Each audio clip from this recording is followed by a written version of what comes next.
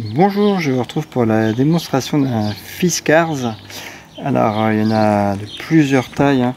Là c'est un fixe, il y en a où on peut régler la hauteur, donc ça coûte 30 €. Ceux où on peut régler la hauteur, c'est autour d'une quarantaine d'euros. Et donc ça évite d'avoir un pic, d'avoir à se baisser et d'avoir à aller chercher sa plante. Et l'avantage c'est qu'on a bien la racine, on voit, hein, ça va la chercher bien. L'inconvénient par contre c'est que ça fait quand même d'assez gros trous. Alors, le fonctionnement il est super simple en fait, on va chercher sa mauvaise herbe.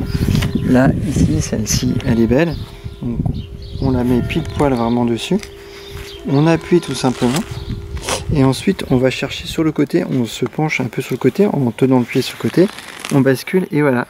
Et après la manière d'un fusil à pompe, on peut un peu comparer avec ça, on fait juste ça et voilà, on a notre mauvaise herbe. Alors on voit qu'effectivement il y a de la terre, donc on perd de la terre, donc le trou est quand même assez gros et donc malheureusement ça va privilégier la venue d'une autre mauvaise herbe. Alors, ça c'est clair, mais de toute façon même avec le pic généralement on a aussi des mauvaises herbes.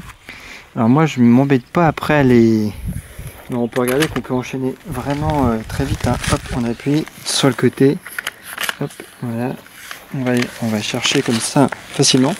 Alors évidemment il ne faut pas le faire en plein été, en pleine sécheresse. Là il y a eu de la pluie d'orage il n'y a pas très longtemps, donc l'herbe est encore un peu humide, donc ça facilite du coup l'arrachage et surtout c'est du plastique, donc c'est quand même assez fragile, donc si on fait vraiment sur terrain sec on risque tout simplement de casser son appareil, mais du coup ça permet quand même d'enchaîner vraiment, hein. On peut faire beaucoup vite dès qu'on voit des mauvaises herbes. Hop, on plante, on va basculer sur le côté, on va chercher et voilà. Et donc moi ce que je fais c'est que je m'embête pas à les ramasser. Une petite dernière, ce que je fais c'est que je prends ma tondeuse et je passe dessus, je les laisse sur place.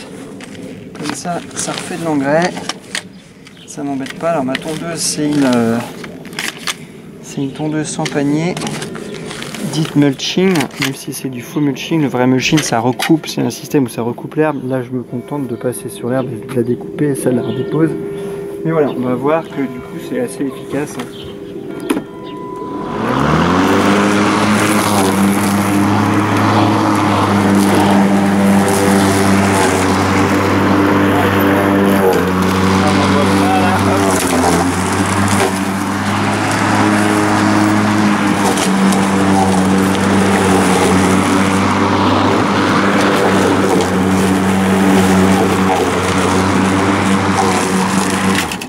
Voilà, comme ça on voit que finalement on est tranquille, donc on le fait juste avant la tonte idéalement. Comme ça fait de l'engrais, on voit que du coup il reste la terre.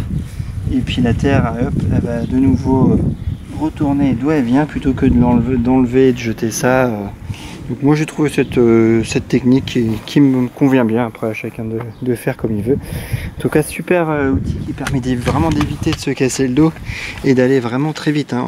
On appuie, on bascule sur le côté, on arme et puis on peut vraiment faire des terrains avancer très vite avec une efficacité quand même remarquable. Donc voilà, je vais pas faire plus longtemps. Moi je suis convaincu par cet outil, à vous de voir si vous convient. Merci, bye bye.